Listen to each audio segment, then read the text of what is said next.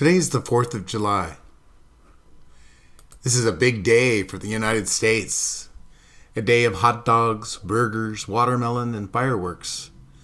A day of sunshine at the park or beach, celebrating with friends, neighbors, and family.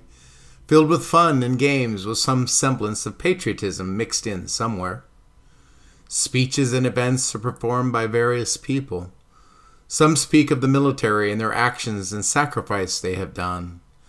Often the religious leaders do prayers and speeches, too, that put the party day into an aura of godliness. In truth, it's just part of the smoke from the burning of pyrotechnics that epitomize this day. I speak of this because it is a common description of the day.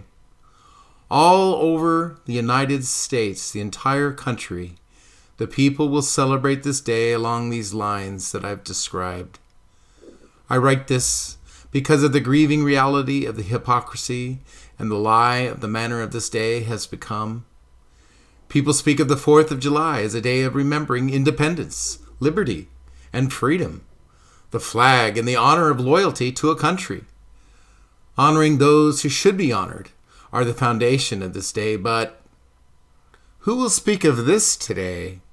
The USS Liberty, the most decorated naval ship in U.S. history. Do you remember? Will you be speaking about this today? To bring you into remembrance, I will share only a few details. My intent is to reproof those who are dishonoring God, dishonoring the truth, dishonoring those who even thought they were serving their country, but found out they were betrayed. Hang tight. The truth may hurt, but it must be told. In 1967, the USS Liberty, a spy ship, was gathering intelligence for the Central Intelligence Agency. It was attacked by a foreign country. 34 sailors died that day. Almost 200 were seriously injured. And as I said, this event that nearly sunk the USS Liberty and all of its servicemen is nearly forgotten by all, and it was deliberate. A foreign nation gave orders to their air forces to sink and destroy the USS Liberty and to leave no survivors. Against international law, the attackers initially flew unmarked jets, bombing and releasing napalm upon the deck of the Liberty. A torpedo was launched and struck the ship, lifting it clear out of the water, according to many of the U.S. Navy survivors. The attacking jets, again against international law, shot at the injured being carried by medical personnel on stretchers. Over 5,000 rounds were shot at the Liberty and even the lifeboats that were set into the water for those abandoning ships. The survivors of this hideous event are in recent time giving testimony about the body parts strewn across the ship as their comrades were mercilessly blown to bits. Do you recall the story now?